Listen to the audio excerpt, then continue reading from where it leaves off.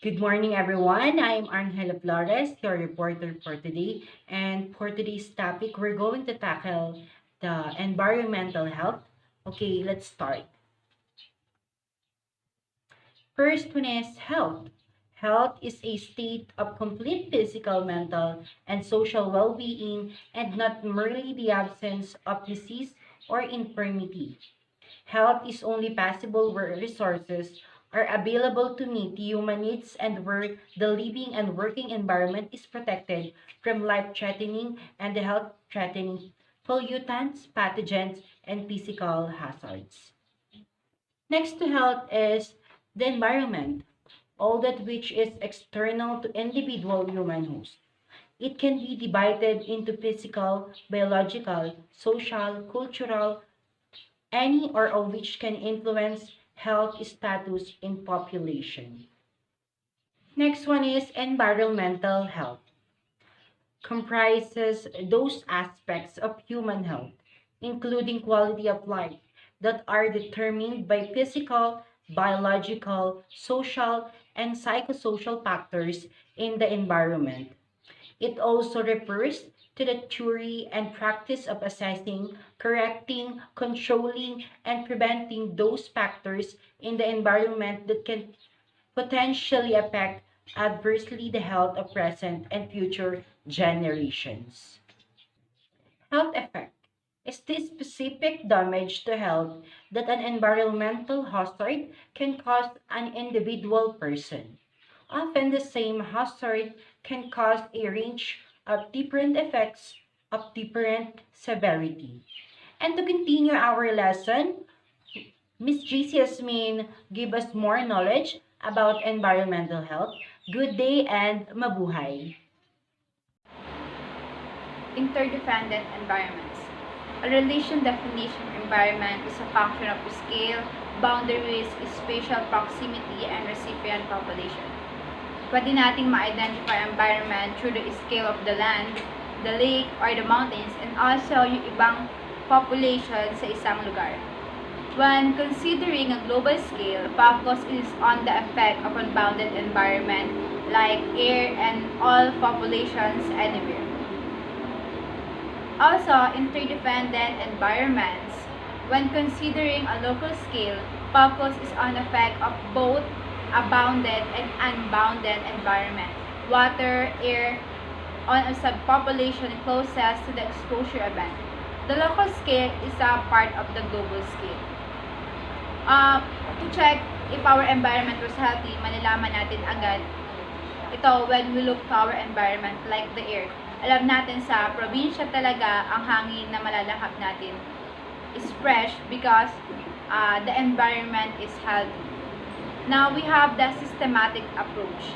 In the absence of universal definition of good health, at least a universal concept of adverse health effect.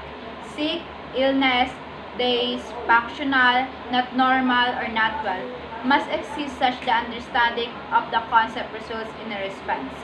In order to identify and investigate adverse states of health, a fundamental systematic approach of health problem identification and characterization must exist and be implemented. We have systematic approach. This approach is summarized as follows: to determine the source of nature and hazards. The first one is determine the exposure of pathway. Alamin natin kung saan nagsisimula yung hazards na yon para malaman natin agad kung paano siya masusolusyonan o mababawasan. Measure the effects. If we know the measure of the effects ng hazards na mangyayari, kaya natin mapag-ingat at mabawasan ang maaapektuhan ng epekto na ito. The next is apply the controls to however possible environmental problems responders. To lessen the damage, ang paghihigpit ay hindi kabawasan kasi makakatulong to for everyone. Next is focus on the health hazard that has been identified and characterized. And the next is analyze the environment of the exposed population to see what controls are needed and what controls can be implemented to minimize risk of recurrence and risk of future occurrence. Like what I said earlier, tingnan natin kung sino yung maaapektuhan ng hazard na yon para makita natin kung paano natin paghahandaan at yung pagkocontrol na gagawin sa pagdating ng sakuna. And the last is, where means of control does not exist, it may be necessary to invent. Thank you. How to handle environmental concerns of water and waste disposal. What is water waste disposal? Waste disposal, the collection, processing, and recycling or deposition of the water materials of human society. Waste is classified by source and composition. Broadly speaking, waste materials are either liquid or solid in form, and their components may be either hazardous or inert in their effects on health and the environment. The term waste is typically applied to solid waste, sewage, wastewater, hazardous waste, and electronic waste. How to handle waste and wastewater disposal. Proper waste management is important to avoid contamination, especially when the waste is hazardous. But more importantly, households and businesses should exercise waste minimizations or water avoidance,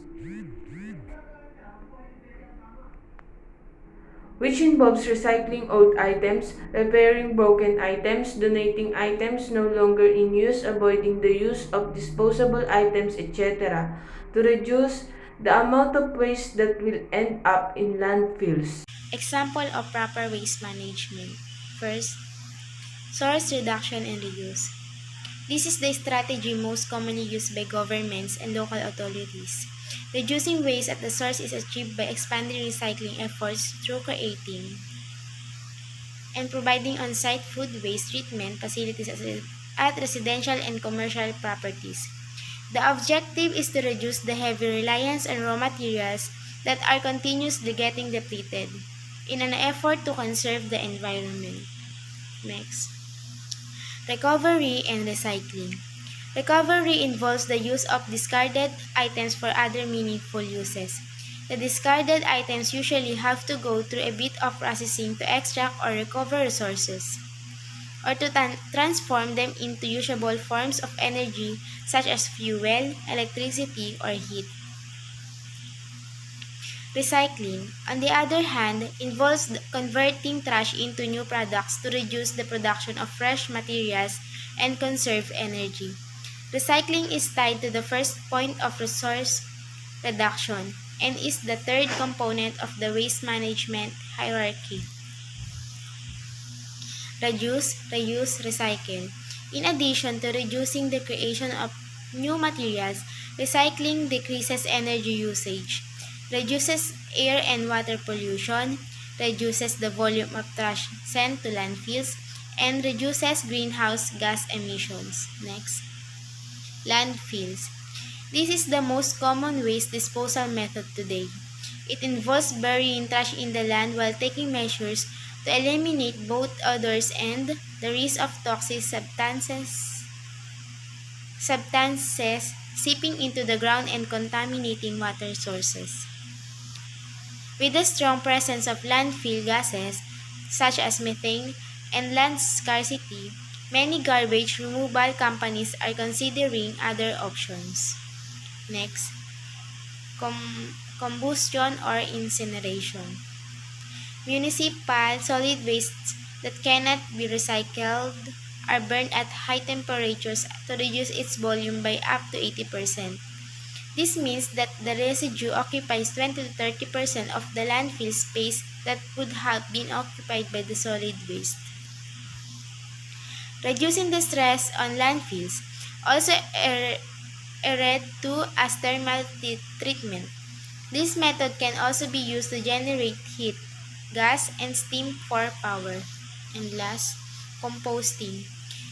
This is a natural biodegradation process of organic wastes, kitchen waste, and plant remains that converts them into nutrient-filled food for plants.